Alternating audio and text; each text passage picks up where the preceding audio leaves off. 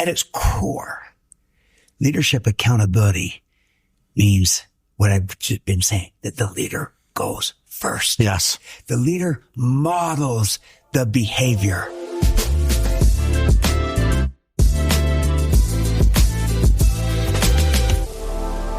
Welcome to the Imperfect CEO, a special series by the Faithly Podcast with your host, Reverend Adam Durso, and author Jim Brown.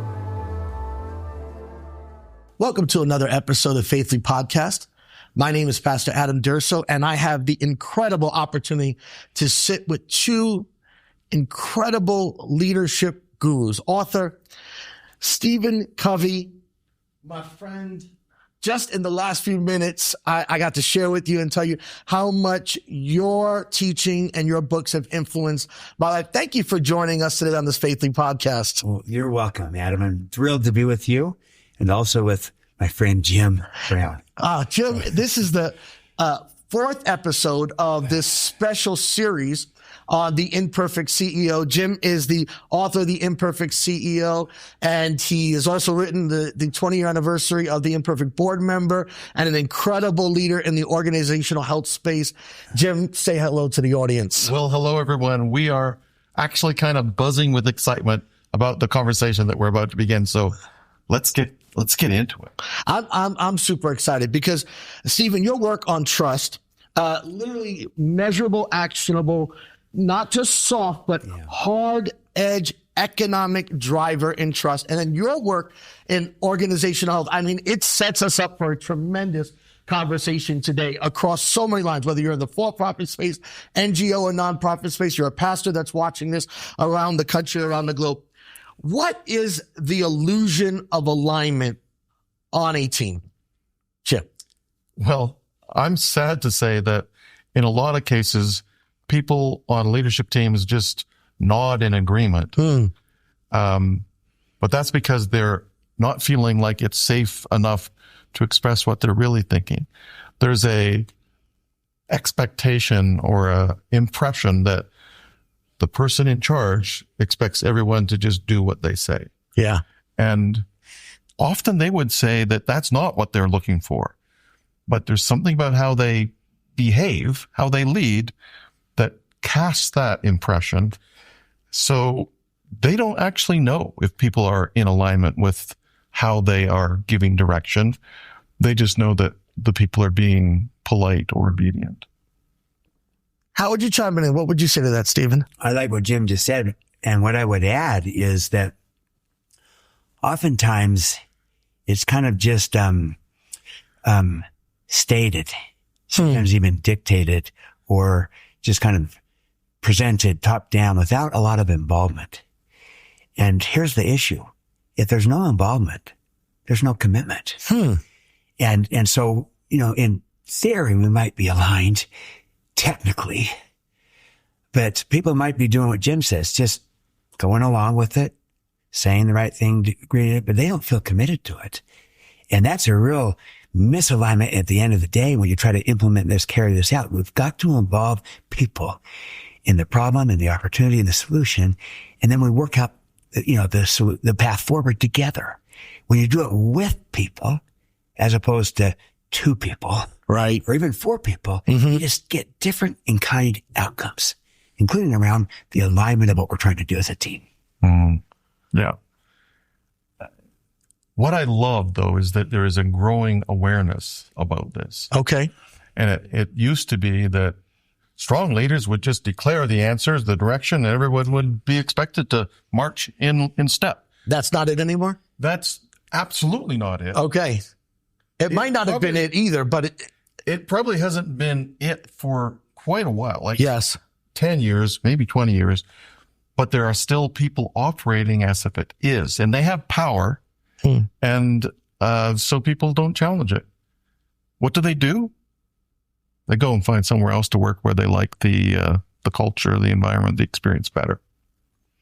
One of the terms, Jim, that we've talked about is artificial harmony. Yes. What does that look like in the construct of a team when there's really not the safety to speak up and challenge the lack of health on a team? People just get along. People are polite. They appear friendly. So if someone were looking based on the body language, the words, it would appear that they're all getting along well. The real test is, what did they say when they're walking down the hall after the meeting is over?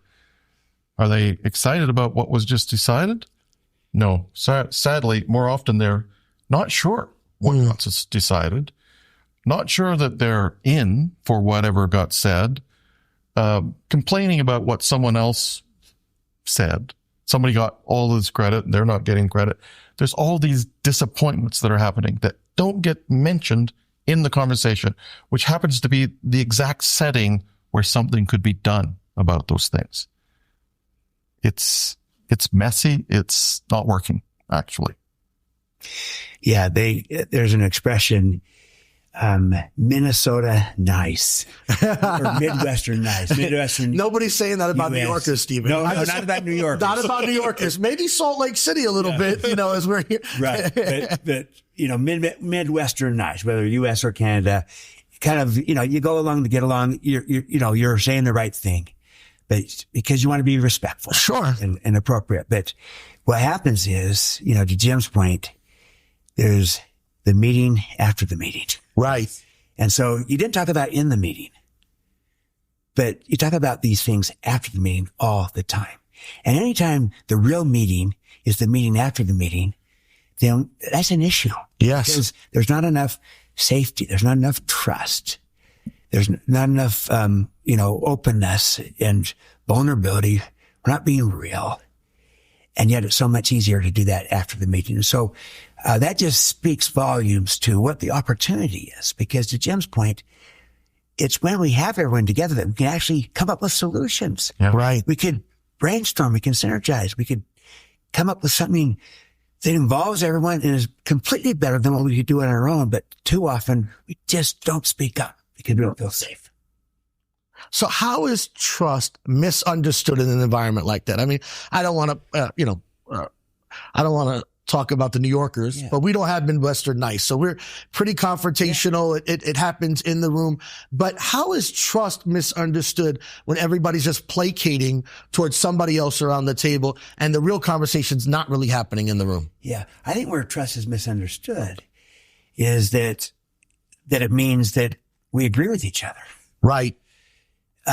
Because in fact, we might completely disagree with each other, but it's when we trust each other, our differences of how we view things, how we see things actually can become our strengths. It can become the source of creativity and innovation, differences coming together and even colliding sometimes in an environment of trust creates innovation, possibilities, opportunities. They become our strengths. And too often it's kind of like we got to all kind of say the same thing and see everything the same to have the trust. And I'm saying, no. The trust is that we believe in each other's intentions. We have each other's backs, but it doesn't mean we see the world the same. Right. And in fact, we see it differently, and that is our strength. And so we have this constructive conversation, this constructive dialogue, or even constructive conflict, as Patrick Lencioni would refer to it. Yeah. But the starting point for that is trust that enables that to turn constructive and creative. So, Jim, there's a difference between unity and uniformity? Oh, so big. Yes. Your eyes lit up. I'm just thinking about how out of place and almost useless uniformity is now. Mm-hmm. Unity is the idea that we're linking arms and we are marching together because we are believing that this is worth it. What we're doing matters and we're going to do it together and make a difference. That's powerful. Uniformity has this old notion that if you were more like me, the whole world would be better. And if everyone were like me, that would be heavenly. Actually, it would be awful. It would be awful because we would be missing so much. So I'm thinking about trust in that, especially in the leadership team context. I believe ultimately everything rises and falls on the leader. And the title of the book is The Imperfect CEO. That's the leader of the organization. And what we're hoping that leaders would recognize is that they are imperfect. In fact, we all are imperfect. And if I would just admit that to myself and admit that to my leadership team, then we can start working with reality rather than a pretend notion, but no one actually believes it. You see, no one on the team thinks that I'm perfect. I just think I'm supposed to be perfect. If I can say, I'm really looking forward to this conversation today because one of the things that I fall short in is understanding the marketing piece. And there's at least two people sitting at this table that really can bring some strength. Please bring it, because we got to figure out how to overcome this. Everyone in the room probably has a little bit of an extra breath. He just said that. They all know it already. Now they are recognizing that I'm admitting it, which means to them, maybe they could admit that they're not perfect and they won't be punished for it. The more important opportunity, this is the kind of constructive possibility that Stephen was getting at, is that when I submit my weaknesses, other people can bring their strengths to cover my weaknesses. And together, we are actually better than we are based on the safe but not trusting conditions that were set up. So yes, this is my dream. I know this is also Stephen's dream, that leaders would be creating the context for their leadership teams to have the kinds of conversations that bring the best ideas to the conversation, ask the hardest questions, not because we're doubting someone around the table. We're just challenging the ideas, and we're committed together to come up with the best answers and the best plans to make the biggest impact. I love it. See, because if we all try to just parrot the same thing and see the world the same, then at least one of us is unnecessary. Because what we want to tap into is what Jim is describing. I call it a complementary team. Yes. Where someone else's strengths are compensating for my weaknesses. Yes. And vice versa. My strengths compensate for another's weaknesses. But the two common paradigm we have as a leader is that I've got to be perfect. I've got to have all the strengths. That's why I'm the boss. That's why I'm the leader. I have all the strengths. But in fact, most leaders don't. Very few, if any, do. And in fact, no one does really. Yes. I think it's nobody. It's nobody. Yeah. And we're imperfect. We're the imperfect CEO, the imperfect leader. But we know that we do this together collectively with each other as a team. And so by modeling the behavior, by going first and saying, hey, this is actually not my strength. Everyone knows that already. And now I'm just acknowledging it. I'm being open. I'm being vulnerable. People relate to that. It makes it safe for them to say, there's some things I can't do as good to. And the leader is leading out and saying, this is not my strength, but I know that it's some of your strengths. And that's why we are a complementary team. I need you to help me here. And then that makes it safer for others to say, hey, this other area is not my strength, and maybe someone else can complement those strengths. So, but someone needs to go first. Yes. The leader goes first. Yeah. Is there something, I'll toss this to either of you, Stephen or Jim, where you would say from your history, from your experience of working with organizations as extensively as you both have, where you'd say this artificial harmony, this uniformity instead of unity showed up, and you can give the audience that's listening right now a peek into, without any names, we don't want you to call anybody out, but where we'd say, hey, you know what? We saw this and we were able to tweak it in such a way, we were able to build trust in the midst of diversity and really change the trajectory of that organization or company. Go ahead. Sure.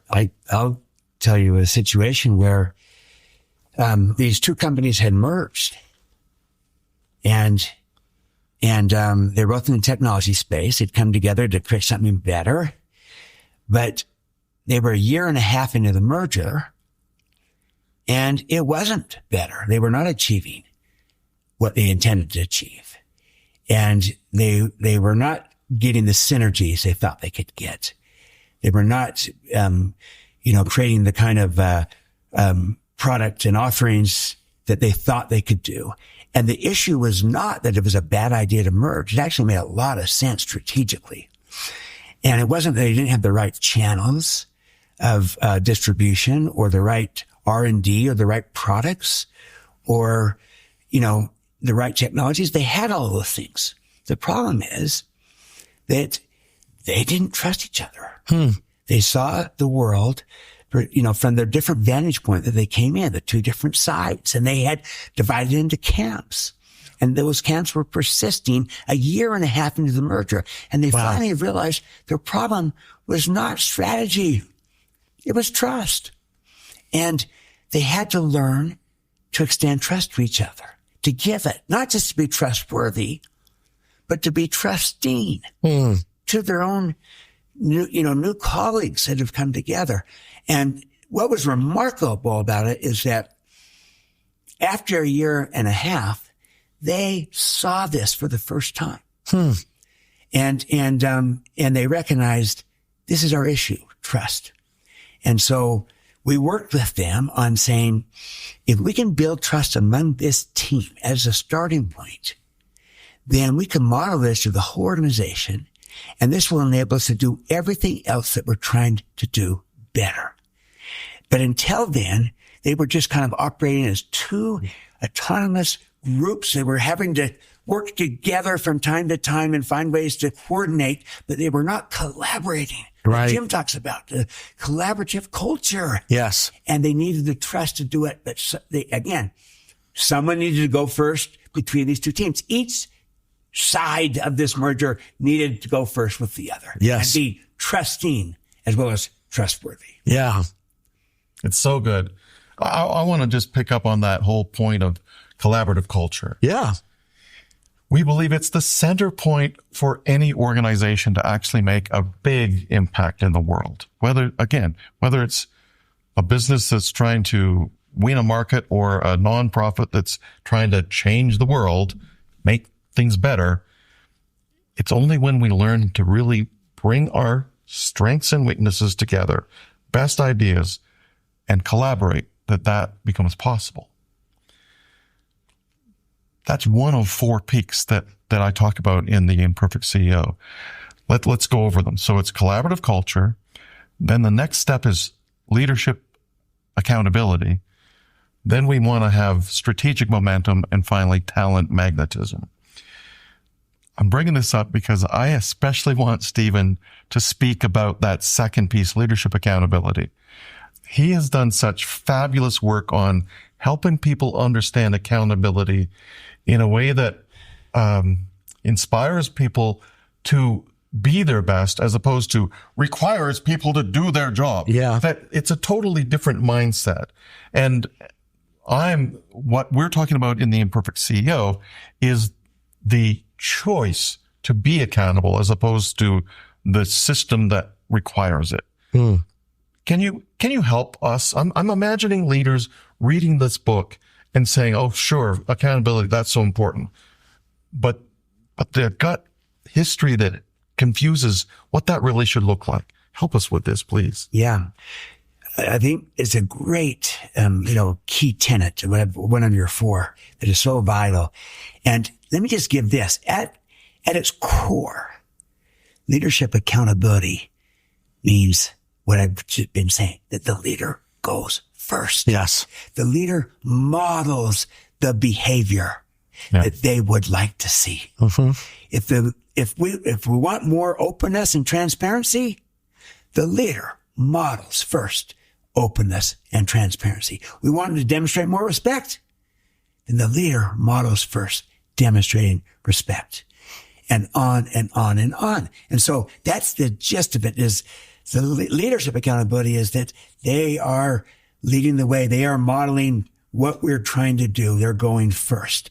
And so part of this comes to kind of reframing how we think about accountability, not as punishment and punitive. And it so often gets the sense of, hey, you gonna trust me or hold me accountable, as if they were different things. No, it's saying this is a stewardship we have. Yes. And we're accountable to this stewardship. A stewardship is a job with a trust. And as a leader, we have a job with a trust to lead those that we're working with, and to model, to trust them, to inspire them.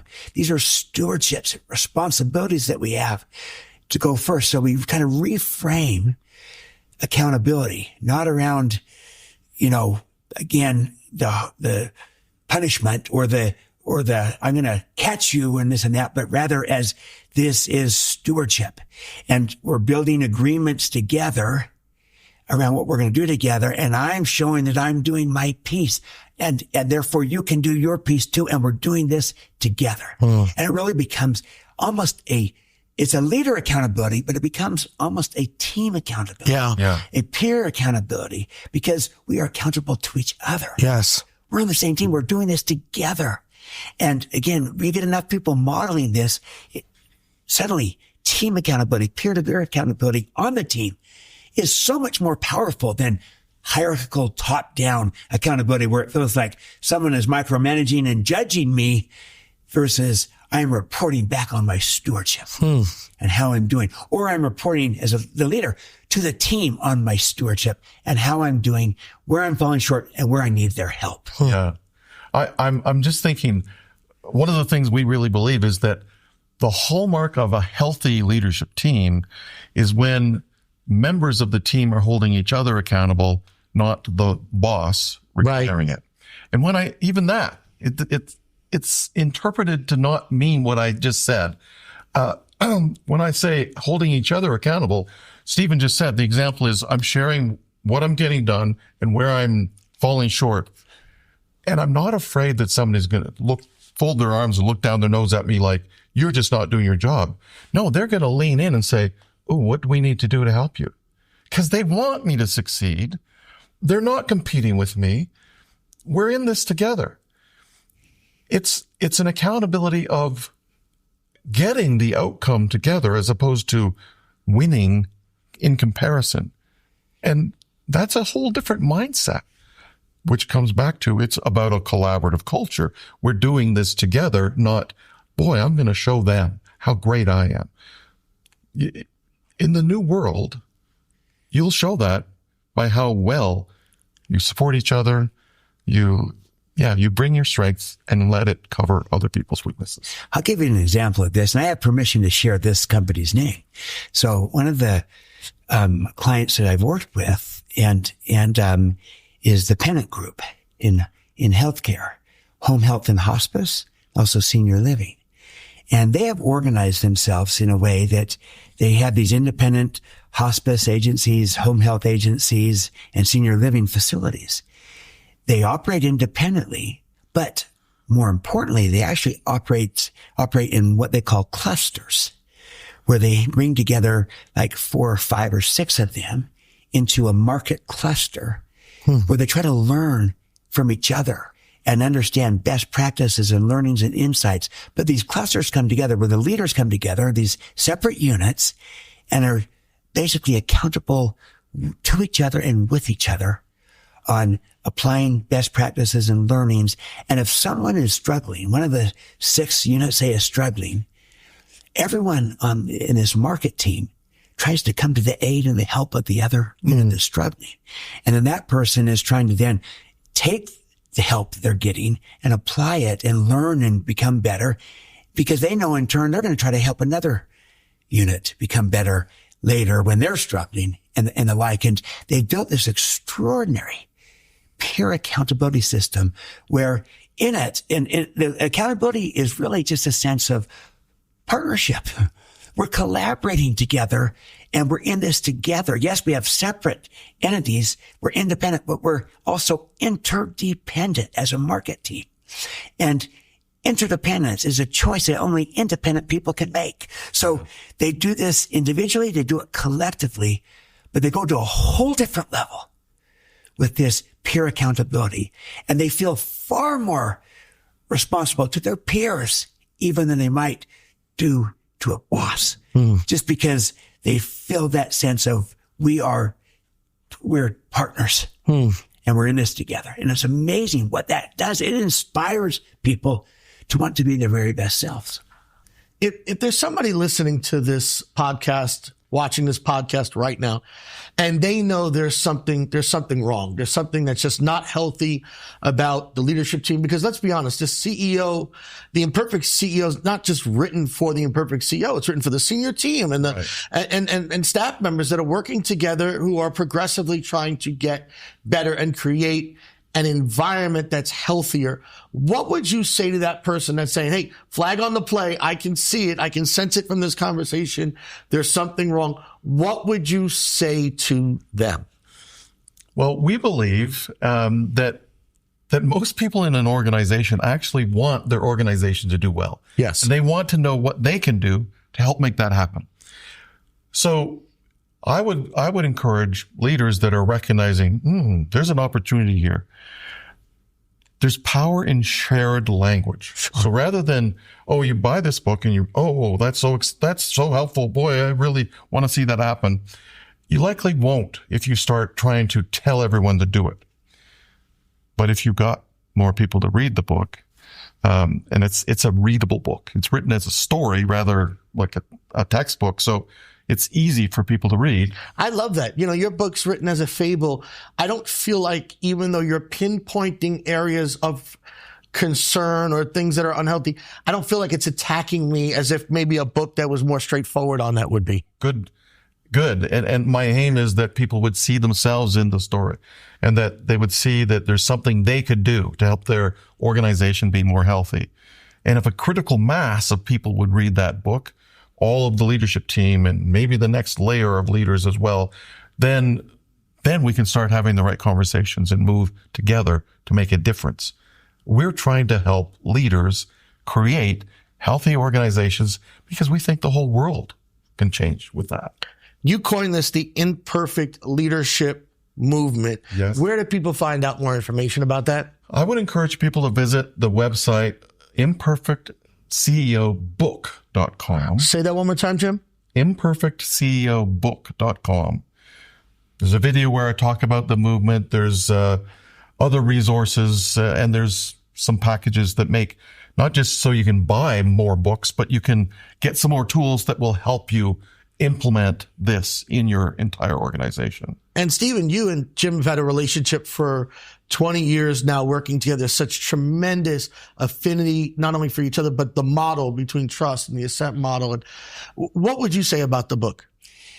Well, I agree with what Jim just said, that if you get people a common language and a framework, so we're kind of thinking and talking in the same way, that enables so much because you can get so much more done. That's the strength of this. And so I was honored to be able to write the foreword. Wow. For this book. And I did it for two reasons. Three. First, Jim asked me. But secondly, because I admire him so much, because he actually models this, and he's the imperfect consultant and coach. But he's modeling what he's teaching. Yes, sir. And so for who Jim is, that's why, but also because the last reason is because this is so aligned with my work. And I just wrote this recent book, Trust and Inspire, describing kind of leadership needed today. And that's my language and my approach. What Jim is doing here is kind of his language, his approach of a very similar idea. Yes. Of where leadership is going. And towards this imperfect movement, towards what I call trust and inspire, versus the old traditional command and control hierarchical models of the perfect leader. You're right. This is the imperfect leader. So from command and control to trust and inspire, from the perfect leader to the imperfect leader. And that is the kind of shift that needs to take place, because again, we're modeling it as leaders. We're trying to go first in being both trustworthy. And that includes being, showing the way, modeling, being authentic, being vulnerable, as Jim was talking about earlier, but also in being trusting. Extending that trust, giving that trust. There's a risk to that. There's vulnerability to that. But that's what unleashes the potential, the greatness, the talent that's inside of everybody. And so what I'm about and what Jim's about is aligned. Yes. At trying to unleash potential and talent. Way to put a bow on it, Stephen. That's incredible. I want to thank you for joining us for this Faithly podcast. I want to thank my guest, Stephen M.R. Covey, and your contribution to this work, and Jim Brown, the Imperfect CEO. Thank you so much for this conversation. We're going to continue to go deeper, so look on all the podcasts and platforms and social media platforms as we continue this conversation to build healthier organizations. Have a great day.